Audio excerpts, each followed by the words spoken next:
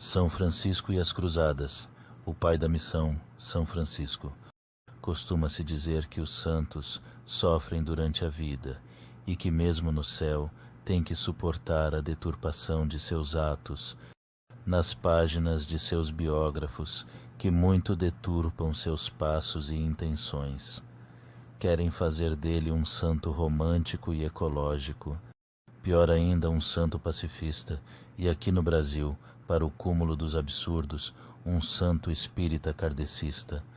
Existem centros que levam seu nome, surpreendentemente o admiram por sua vida, mas não consideram o fato de que tudo o que ele foi e que ele fez foi num ambiente católico, dentro da fé católica, e sempre para a glória de Deus e da sua Igreja. A Igreja Católica é como o vitral de uma catedral, e Nosso Senhor em sua majestade e glória é como o sol. Assim como o vitral nos permite olhar diretamente para a luz sem nos cegar, assim é o papel da Igreja diante do Todo-Poderoso Deus. Quem é tão bom e tão santo para dizer, sou capaz de chegar a Deus diretamente? Ou, não preciso de nada para estar frente a frente com Deus? Ficar de igual para igual com Nosso Senhor? Bem, para quem se julga justo o suficiente, a humildade mandou lembranças, pois é. Dizem admirar Francisco, mas rejeitam a própria fé que elevou a vida de Francisco. Mas a história mostra de forma muito diferente a trajetória deste homem que sempre agiu de forma coerente com as suas crenças. Por exemplo, como católico, ele deu sua contribuição nas cruzadas. O grande santo, nos começos do século XIII, trabalhara para reconstruir no povo cristão o ardor inicial do cristianismo. Durante a Quinta Cruzada, quando os cristãos cercaram Damieta, no delta do Nilo, no Egito, São Francisco foi para lá. Os cruzados que, em 1219, cercavam Damieta, viram chegar em meados de julho, como referiu Jacques de Vitry na sua Histoire Occidentale, um homem simples e sem letras, mas muito amável e querido de Deus como dos homens, o Padre Francisco, fundador da Ordem dos Menores. Fora no capítulo de 1219 que se decidira enviar irmãos aos países infiéis, o irmão Egídio embarcara para Tunis e outros tinham tomado a direção do Marrocos, onde encontrariam a palma do martírio. Desejoso também de derramar o seu sangue por Cristo, o próprio Francisco partiu para o Oriente. Eram tantos os amigos que queriam acompanhá-lo que foi preciso tirar à sorte os 12 que seriam escolhidos. Entre estes contavam-se o irmão Iluminado, o irmão Pedro de Catânia, o irmão Leão e o irmão Bárbaro, um dos seus primeiros discípulos. O espetáculo que o exército dos cruzados oferecia não era de molde acumular de felicidade a alma do santo. Entre os chefes, a desunião era completa. Entre as tropas, reinava a pior licenciosidade e o acampamento estava cheio de meretrizes. Além disso, os cristãos amontoavam um fracasso atrás do outro. Quando, em 29 de agosto, quiseram tentar um assalto definitivo, São Francisco teve uma visão de Deus, que lhe disse que os cristãos seriam derrotados num combate que preparavam. São Francisco os preveniu, mas não foi ouvido, e nesse combate os cristãos perderam 6.000 homens. Mas o cerco de Damieta prosseguiu. Permaneceu entre os cruzados durante longos meses, e o seu apostolado teve a princípio resultados maravilhosos. Depois do episódio do ataque frustrado, consideravam-no inspirado por Deus. Corajoso e cheio de generosidade, aparecia entre os cavalheiros como o próprio modelo da cavalaria. Em breve ganhou seguidores. Esta ordem, que se desenvolve enormemente, diz ainda Jacques de Vitry, lembra a Igreja no tempo dos apóstolos. Mestre Renier, prior de Saint-Michel, entrou para lá, assim como Colin, o inglês, nosso clérigo, e Dom Mateus, a quem eu tinha confiado o cuidado da Santa Capela. Miguel, Henrique o Chantre e muitos outros, cujos nomes me escapam, fizeram o mesmo. Mas esses felizes resultados, obtidos apenas entre os cristãos, não podiam satisfazer o coração de apóstolo do santo.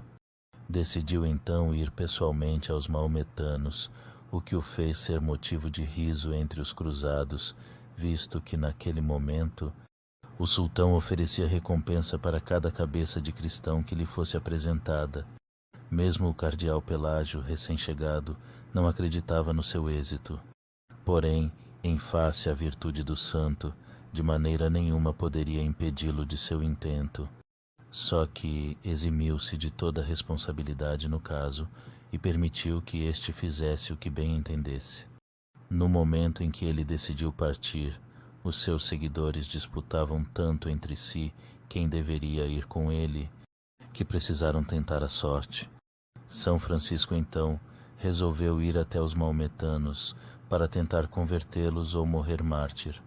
Foi até as tropas maometanas cantando os versículos do Salmo 22. Mesmo que esteja entre as sombras da morte, nada temerei, Senhor, porque Tu estás comigo. E os protestantes diziam que os católicos desconheciam as sagradas escrituras. É desnecessário dizer que, assim que viram os dois frades, os muçulmanos se precipitaram sobre eles para matá-los. Sultão! Sultão! Gritava Francisco com todas as forças. Os guardas julgaram que se tratavam de homens que vinham parlamentar e então acorrentaram e aprisionaram ao santo e ao frade que o acompanhava, o irmão iluminado, batendo muito nos dois frades, até conduzi-los depois ao acampamento. Levado diante do sultão do Egito, Malek al-Kamil, São Francisco pregou valentemente o cristianismo, a Santíssima Trindade, e atacou Maomé de modo nada ecumênico.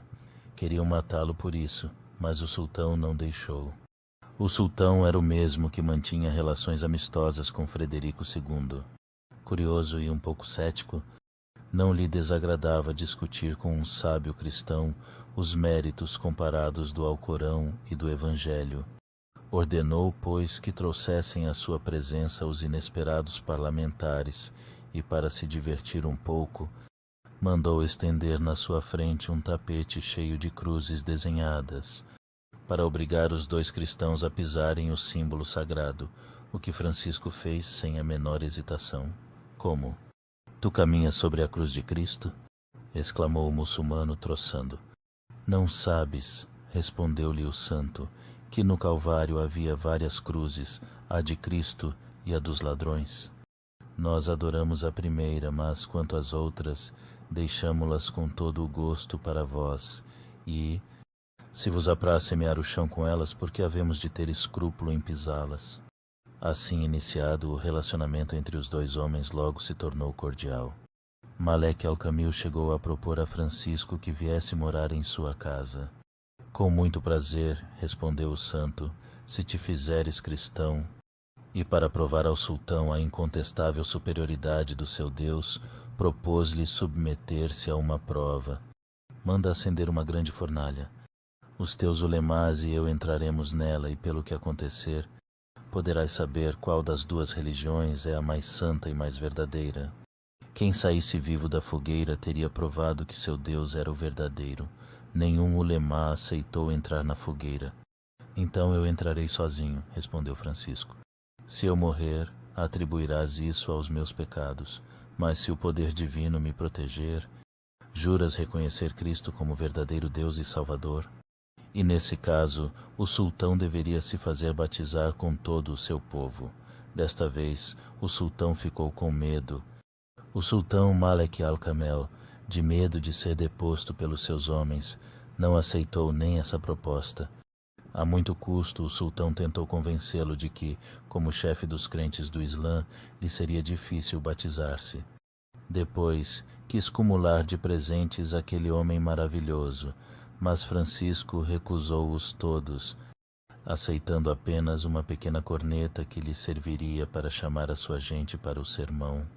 A pregação de São Francisco, que foi ouvida até pelos lobos, não foi aceita pelos muçulmanos, que provaram assim serem mais duros que lobos.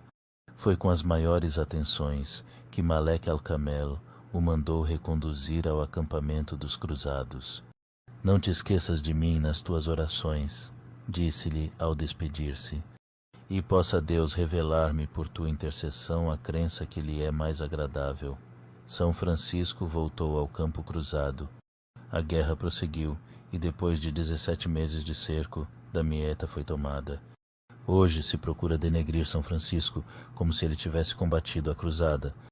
Os pacifistas modernos, contrários às guerras e às polêmicas, e sempre dispostos a dialogar com os inimigos de Deus e da Santa Igreja, dizem inspirar-se no exemplo de São Francisco. Se fossem sinceros, eles deveriam ir até os inimigos de Deus e, como São Francisco, pregar a eles a religião verdadeira com destemor e atacando as falsas religiões, assim como São Francisco atacou Maomé diante dos maometanos. Se fossem mesmo sinceros imitadores de São Francisco, esses pacifistas deveriam propor, como ele, entrarem numa fogueira junto com os hereges e ateus para ver quem sairia vivo. Desconfio de que ninguém aí sairia vivo. Mas assim como não houve nenhum ulemá disposto a aceitar o desafio de São Francisco, duvido que qualquer padre pacifista e ecológico atual enfrentasse o fogo de um palito de fósforo para defender suas heresias. O que prova esse caso da vida de São Francisco é que certos hereges e infiéis, nem com o exemplo de um santo como São Francisco se convertem, nem com a promessa de um milagre. Ora, se nem a santidade de um São Francisco conseguiu converter certos pecadores, não será o diálogo ecumênico, não um blá blá blá pseudo-teológico, que vai conseguir isso. Como disse Santa Joana d'Arc, uma santa de couraça e de espada na mão, só se conseguirá a paz na ponta da lança.